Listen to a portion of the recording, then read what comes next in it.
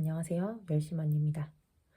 내 집 마련 하고 싶은데 어디서부터 어떻게 시작해야 될지 감이 안 오고 조금 막막하신 분들 이 영상 통해서 조금 도움 되셨으면 해서 영상을 만들어 봤습니다.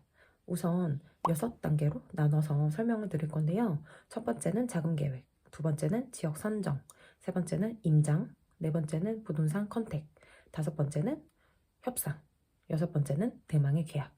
이렇게 나눠서 조금이나마 보기 편하게 설명을 드리도록 하겠습니다. 첫 번째는 자금 계획이에요. 집을 사는 데 있어서 집뿐만이 아니에요. 어떤 물건을 사는 데 있어서 가장 기초가 되면서도 가장 중요한 게 자금이죠. 첫째도 자금, 둘째도 자금이에요. 사실 우리가 물건 하나를 살 때라도 보고 또 보고 또 보고 또 보고 계속 보다 보면 눈이 계속 높아지잖아요. 좀 더 좋은 거 사고 싶고 조금만 더 주면 더 좋은 거 살 수 있는데 집도 마찬가지더라고요. 그래서 더더욱이 자금 계획에 철저를 기해야 된다고 생각해요.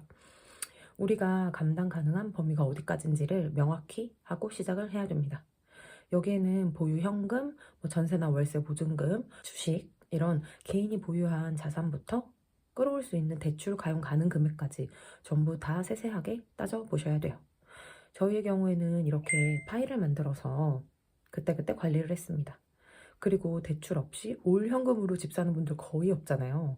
얼마의 대출을 껴서 집을 매매했을 때 월 나가는 원리금이 어느 정도인지, 부담이 가능한지 정확하게 파악을 해 놓으셔야 됩니다. 왜냐하면 월 감당 가능한 원리금의 범위가 어느 정도까지이냐에 따라서 내가 접근 가능한 매물의 범위가 달라지기 때문이에요. 두 번째, 지역 선정이에요. 이거 지역 선정 되게 은근히 중요한데 사실 이 부분을 꼼꼼하게 안 보시는 분들이 많아요. 서울에만 봐도 자치구가 엄청 많아요. 한 20여 개 정도 되는 것 같은데 어느 지역을 봐야 될까? 그냥 막연하게 친정 근처? 누구 근처? 아니면 회사 근처? 그냥 보통 그냥 본인이 익숙하고 편한 곳을 제일 먼저 보게 되잖아요. 이거는 당연해요. 다른 동네는 내가 안 가봤으니까. 하지만 저희는 조금 더 객관적으로 지역을 선정했어요. 맞벌이다 보니까 둘 회사의 직주 근접을 조금 따지게 되더라고요. 그래서 둘 회사의 거의 중간이 되는 지역 플러스 서울 내에서도 조금 수요가 탄탄한 곳 어디가 있을까 하고 찾아보다 보니까 편리한 기능이 있더라고요. 제가 잘 활용했던 툴을 한번 보여드릴게요. 다들 잘 아시는 네이버 지도 기능을 한번 활용해 보겠습니다. 서울만 봐도 이렇게나 넓어요. 그쵸? 우선 확대를 한번 해볼게요. 서울을 기준으로. 그리고 우측에 보면 이렇게 메뉴가 있는데요. 여기서 저는 반경 기능을 활용을 할 거예요. 반경 눌러보시면 이렇게 거리에 따라서 범위를 지정할 수가 있어요. 그리고 키로수도 옆에 표시가 됩니다. 굉장히 편해요. 이 기능을 활용을 할 때 두 분의 중간 지점이 어디인지, 중간 동네가 어디인지를 조금 더 객관적으로 볼 수 있는데요. 저는 우선 회사가 광화문 쪽이에요. 그래서 광화문을 기점으로 자차 이동을 할 때 한 30분 정도 이내 동네까지만을 확인을 하고 싶어서 한 10km 정도 내외로 한번 지정을 해볼게요. 됐고요. 그리고 이제 신랑이 저희는 이제 강남 쪽이어서 강남 한 양재 정도로 지정을 해볼게요. 이제 양재에서 지하철을 활용했을 때 한 편도 한 1시간 정도 이내인 동네를 한번 따져보고 싶다 해서 한 15km 정도로 지정을 해봤어요. 이렇게 해서 놓으시면 교집합되는 동네가 아주 객관적으로 보여요. 굉장히 편하더라고요. 이렇게 두 원이 교차되는 그 부분만 조금 더 세밀하게 공부를 해 나가실 수가 있습니다. 한번 보시면 영등포구 일부, 동작구 일부, 그리고 갈일은 아직은 많이 없는 것 같지만 강남 3구도 조금 포함이 되고요. 동대문구는 거의 다 전체가 포함이 되고 중구, 성동구, 그다음에 서대문구 쪽 일부 이런 식으로 조금 더 내가 보지 않았던 자치구들도 이 정도까지는 둘의 지역의 가운데 범위에 속하구나 라는 것을 알 수가 있었어요. 이렇게 지도와 툴을 활용을 하면 설사 내가 알고 있던 동네더라도 그 주변에 어떤 동네가 괜찮겠다 하면서 시야도 넓어지고 좀 더 세분화되더라고요.